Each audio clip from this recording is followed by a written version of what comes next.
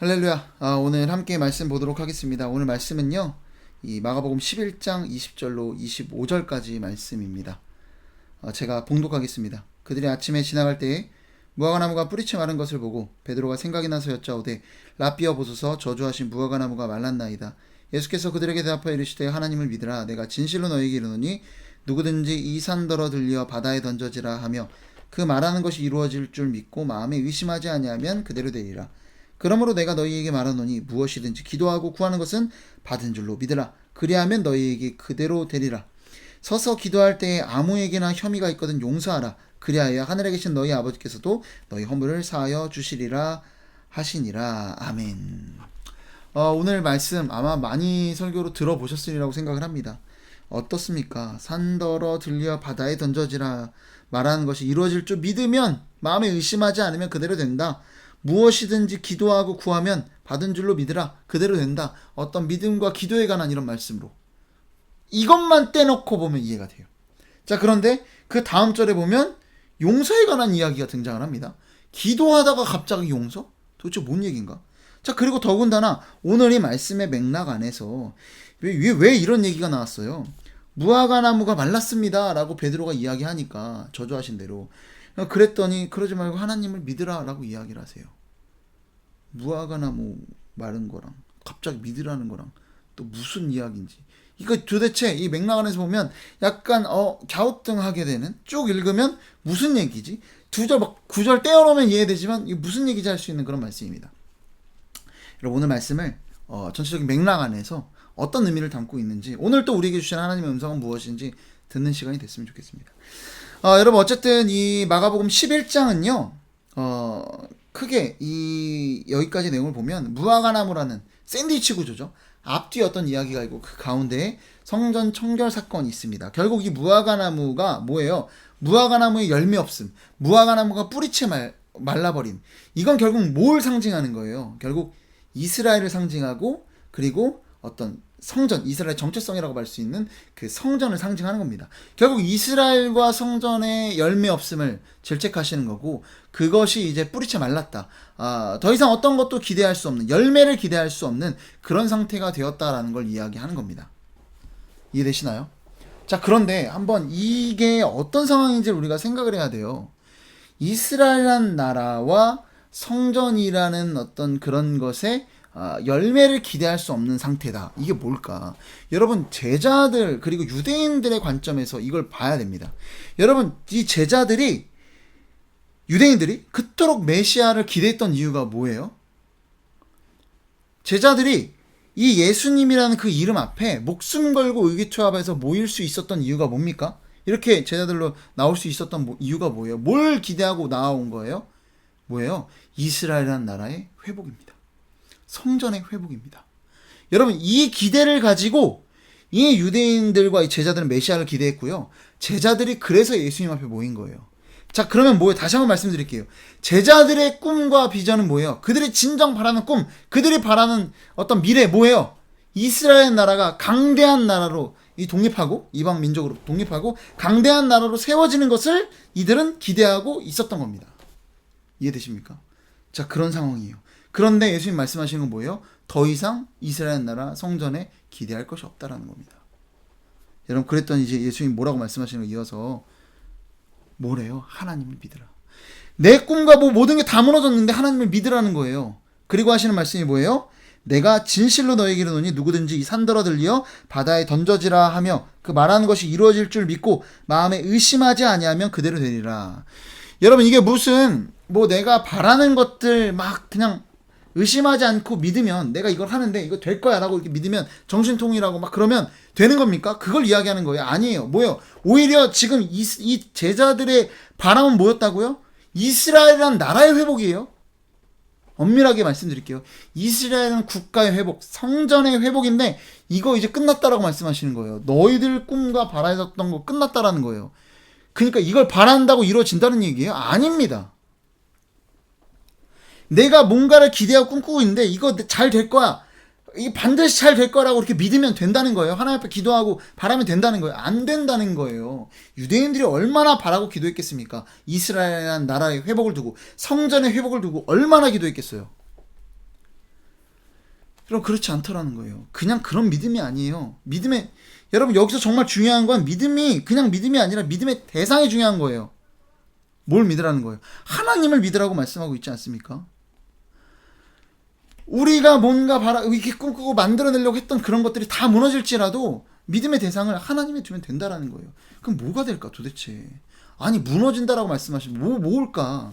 여러분 사실 지금 이 상황, 이 제자들의 어떤 이스라엘 나라의 백성들의 어떤 마음, 어때요? 정말 그야말로 자기 세상이 자기들이 꿈꾸던 것들이 다 무너져 버린 그런 어떤 예언의 말씀을 선포하는 겁니다.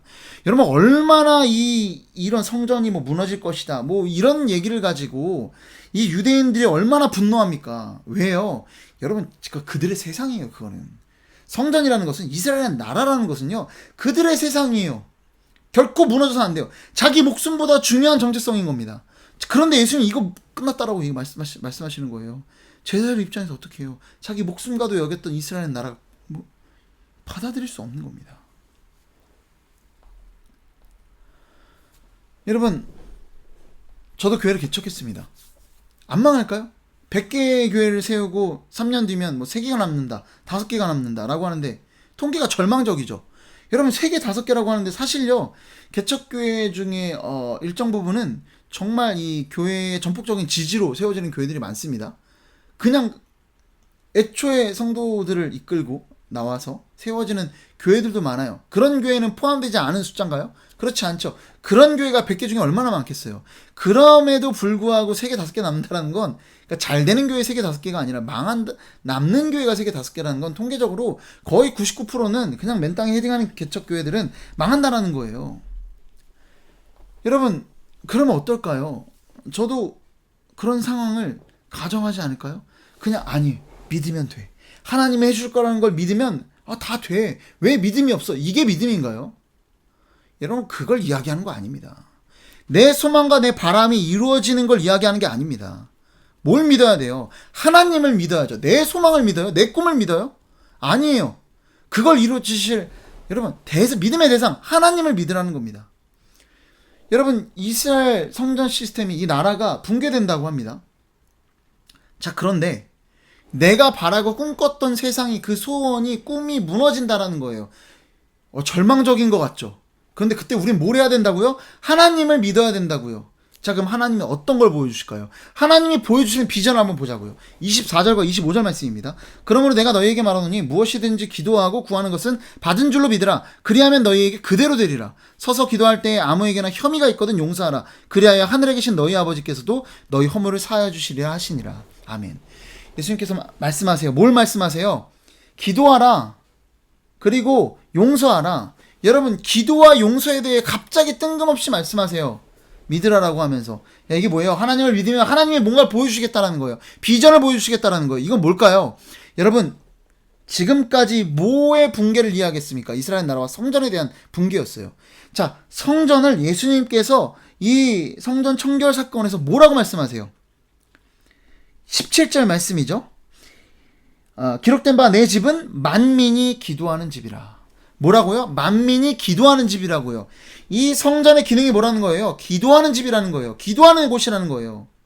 자 그리고 뿐만 아니라 성전이 뭘 합니까? 성전에서 제사를 드리고 죄 용서가 선포되는 죄 용서를 위해 찾아갔던 곳이 바로 성전이었습니다. 자 그런데 뭘 이야기하는 거예요? 예수님께서 기도와 용서에 대한 이야기를 합니다. 뭐예요? 새로운 성전 시스템이 올 거라는 걸 이야기하는 겁니다. 이스라엘이라는 나라가 망합니까? 아니에요. 이스라엘 나라가 계승돼요. 뭘 통해? 교회를 통해 계승됩니다. 여러분 보세요. 이 제자들이 꿈꿨던 세상, 제자들이 꿈꾸고 바랬던 것은 이스라엘이라는 나라의 회복이고 성전이라는 시스템의 성전의 회복이었어요. 자 그런데 예수님이 얘기하는 건 뭐예요? 이거 다 무너질 거고 새로운 것이 세워진다는 거예요. 그걸 계승할 새로운 것들. 그것은 곧 교회고 그건 새로운 성전 시스템. 어디에서든지 장소와 시간 구애받지 않고 기도할 수 있고 용서함이 선포되는 그런 놀라운 시스템이 이제 온다라는 겁니다. 그런 교회가 온다라는 거예요. 이해되시나요? 이전 것보다 좋습니까? 안 좋습니까? 훨씬 더 좋아요. 이것이 하나님이 우리에게 보여주실 비전이고 꿈이라는 겁니다. 여러분 우리의 소원이 있어요. 우리의 바람들이 있어요. 그것을 두고 하나님 앞에 나아갈 수 있습니다. 여러분 그것이 무너지는 때가 있을 수 있어요. 내 평생 투자했던 회사가 잘 되다가 망할 수 있고요. 내 자녀 정말 일평생 공부 잘하고 돈 잘 벌기를 바랬는데 잘 되고 있다가 망할 수 있어요. 어느 순간에, 일순간에. 여러분, 그때 우리는 좌절해야 될까요? 아니요. 뭐 해야 됩니까? 하나님을 믿어야 돼요. 왜? 그분은 어떤 분이시기 때문에. 그 누구보다 우리를 사랑하시고 선하신 분이기 때문에, 우리를 향한 분명한 놀라운 계획과 꿈을 품고 계시는 분이기 때문에, 그래서 그분이 우리에게 주시는 꿈과 소원, 그 비전은 어떻습니까? 오늘 이 성전 시스템이 새롭게 변화되는 걸 보면 어때요? 더 확장되고 더 좋아진다라니까요. 우리의 꿈이 무너지는 그 순간이요, 도리어 하나님의 꿈이 우리에게 이식되는 순간인 줄로 믿으시기 바랍니다. 여러분, 이게 먼저 무너져야죠. 내가 바라는 것들, 이거 쥐고 있는데 뭐가 되겠어요? 나는 막 축구선수가 되고 싶어. 난 부자가 되고 싶어서 막 열심히 돈 벌려고 만 가진 수단과 뭐 동을 다 하고 있어. 그리고 그렇게 살고 있는 그 사람에게 하나님께서 무슨 꿈을 준다고 하는데 들어오겠어요? 뭐가 들어오겠어요? 들어올 리가 없죠. 그럴 때 어떤 일이 벌어져야 돼요? 내 꿈이 무너져 내리는 그런 순간들이 필요한 겁니다. 오늘 이 순간 이스라엘 백성과 이 제자들의 꿈과 소망이 무너지는 순간입니다. 그들이 꿈꿨던 세상이 무너지는 순간들이에요. 그냥 단순한 말씀이 아니라니까요. 엄청난 거예요, 이들에겐. 우리에게도 그런 순간이 올 수 있다니까요.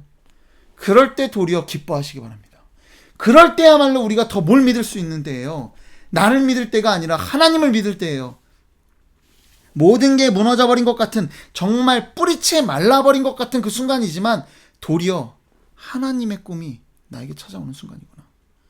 내가 이제 더 꿈꿀 수 있구나. 이런 꿈을 꿀 수 있는 저와 여러분 되기를 소망합니다. 여러분, 하나님은 하실 수 있습니다. 하나님께서는 하실 수 있어요.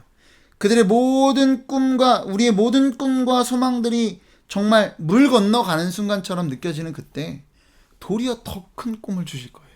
그런 경우들 많이 보시지 않으셨습니까? 뭐 사업이 망해서 나중에 뭐 신학하고, 그 어떤 분들, 그런 분들 개척하고 뭐 살아가지만, 야, 이게 정말 개척교회 좀 속단 말로 할게요, 꼬라지가 뭐 그냥 그렇다. 여러분, 그런데요, 그게 진짜 하나님의 꿈일 수 있다니까요. 이전에 사업으로 잘 나가던 분이 정말 쫄딱 망해서 뒤늦게 신학을 하고 또 교회를 개척했는데, 이 교회 개척한 모습도 뭐 별 볼 일 없어. 하지만 이게 진짜 더 좋은 하나님이 주신 꿈일 수 있다니까요. 우리가 평가할 수 없는 겁니다.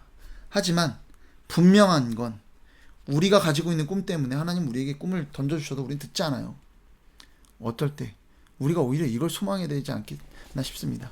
주님, 내가 바라는 것들이 있는데 이것이 하나님의 바라는 꿈과 맞는지 모르겠습니다. 주님, 맞았으면 좋겠습니다. 하지만 맞지 않다면 저의 꿈이 아니라 하나님의 꿈을 꿀 수 있는, 하나님의 꿈을 꿈꿀 수 있는 제가 되게 해주세요라고 기도할 수 있는 저와 여러분 되었으면 좋겠습니다. 이거 놓기 싫잖아요. 그런 우화 있죠. 원숭이가 어떤 상자 안에서 어떤 뭐 사과인지 뭔지를 집었어요. 뺄 수 없는 거예요. 이게 좁아서 집은 순간. 근데 밖에 뭐가 있어요? 더 좋은 곳이 있어요. 이걸 집으려면 어떻게 해야 돼? 이걸 놔야 돼요. 그런데도 끝까지 이거 먹을 수도 없는 그 사과를 움켜쥐느라고 이걸 지지 못하는 그런 우화 있지 않습니까? 여러분, 그래요. 결국 우리가 이걸 놔야만 새로운 하나님의 꿈을 품을 수 있습니다. 우리가 좌절할 수 있고요, 무너져 내릴 수 있고, 우리가 정말 꿈꿨던 그 일들이 정말 어떻게 이렇게 될 수 있을까? 하나님을 원망할 것만 같은 그런 순간이 우리에게 찾아올 수도 있습니다. 그러나 그때 도리어 하나님을 믿으며 하나님이 주시는 꿈으로 살아가는 그런 저와 여러분 되기를 소망합니다. 기도하겠습니다. 사랑과 은혜가 풍성하신 아버지 하나님, 참으로 우리는 연약합니다. 내가 바라는 것들, 내가 꿈꾸는 것들이 꼭 하나님의 꿈이어야만 하는 것처럼, 내 기도와 내가 바라는 것들을 하나님이 반드시 들어줘야 하는 것처럼 그렇게 우리는 살아갑니다. 그러나 주님, 나의 꿈과 주님의 꿈, 이 두 가지의 꿈이 부딪힐 때 나의 꿈을 주장하기보다 하나님의 꿈을 취할 수 있는 우리 모두가 되게 하여 주옵소서. 그리고 그만한 나의 믿음의 결단이 없는 존재라면 주님, 내 꿈 무너뜨려 주세요. 그리고 주님의 꿈이 나의 꿈이 될 수 있도록, 그렇게 내 일평생을 내가 바라는 것들을 이루고 살아가는 삶이 아니라 하나님이 바라시는 것들을 이루며 살아가는 그런 우리 모두가 될 수 있도록 주께서 인도하여 주옵소서. 이 모든 말씀 사랑이 많으신 예수 그리스도의 이름으로 기도드립니다. 아멘.